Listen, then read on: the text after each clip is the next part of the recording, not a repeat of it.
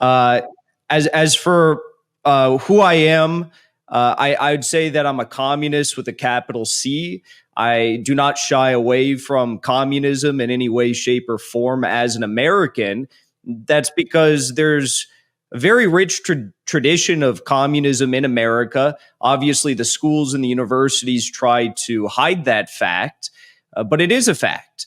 And the other thing is, there's been many great communists who've come and led powerful countries who've made it very clear that communism and patriotism are one in the same. They are interlinked. Essentially, you can't be a communist without being a patriot, because if you hate your country and hate the people of your country, then what are you doing calling yourself a communist? Communism is about uplifting the people, the country, developing the country, mobilizing and accelerating the forces of production while maintaining an economy that prioritizes the public good.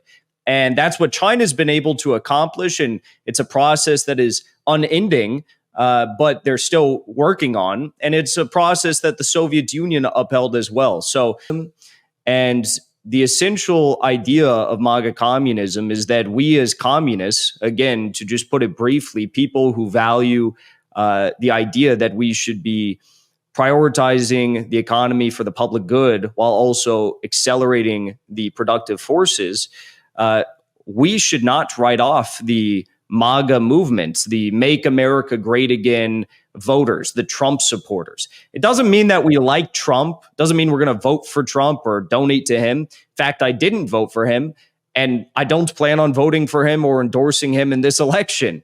But Trump is distinct from his voter base. His voter base is truly the only class-conscious political movement that we've had in America for decades upon decades. And yes, they might have some opinions that come naturally to them that are perceived as reactionary. But again, if the whole goal is about prioritizing the economy for the public good and accelerating the productive forces in our country, then we can address those qualms that certain people might have about certain issues, woke issues, whatever, at a later time. We have to free our country. Our country is in a terrible state. We've got 500,000 homeless Americans, 60,000 of whom are homeless veterans. I was just in China. I don't think I saw a single homeless person. And, I've been to Russia. You don't really see homeless people there. It's very startling what's happening in this country. And the beautiful thing about MAGA communism and the MAGA voters is, at their core, they do agree with the principles that we put forward. They agree with things like, being patriotic. Of course, that's a given. But they also agree with measures such as, nationalizing major energy resources. They agree with having banking in the hands of the state. They believe it's insane that billionaires like Bill Gates and financial institutions like BlackRock can buy up all this land, private property around the United States while we have so many homeless people and we have so many people struggling without homes. They believe in the fact that we need an economic bill of rights in this country, all these sorts of things, right? So that being said, I think that so-called communists in America, because I think a lot of people have skewed perceptions about what communism is. There's unfortunately a lot of lying and propagandizing that has gone on for decades in America about what communism is, to the point where now you have American college students who think that having your hair dyed blue means that you're a communist.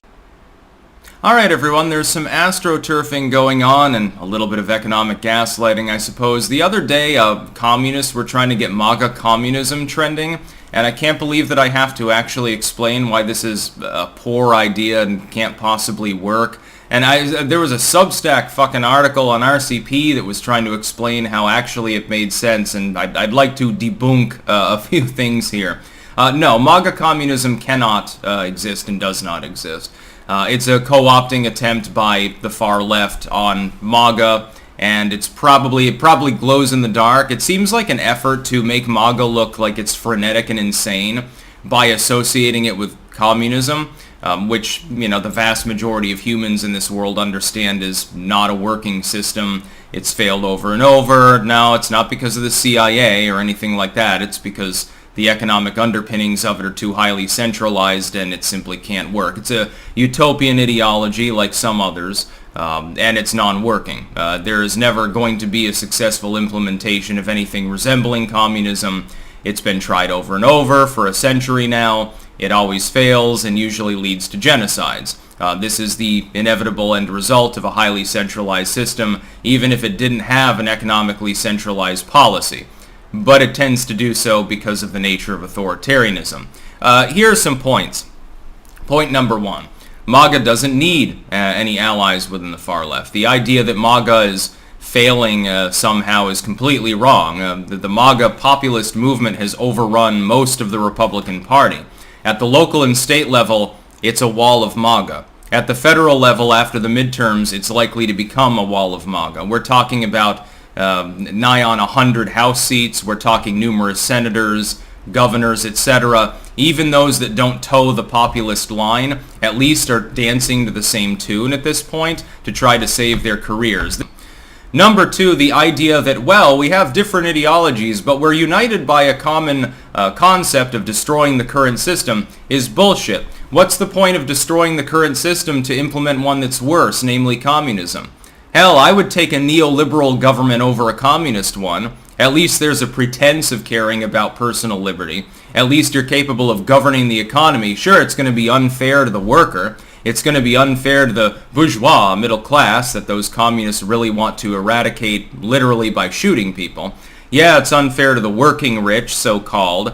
Yeah, it's unfair to the poor. Yeah, it basically only works for maybe the top 5% at best. But at least there's somebody that it works for, and you don't even have to gulag people to make that economy work. Yeah, I'd prefer neoliberalism over communism, and that's going some considering my feelings about the Bidenomic economy. Third, as I pointed out, I believe this to be an astroturf.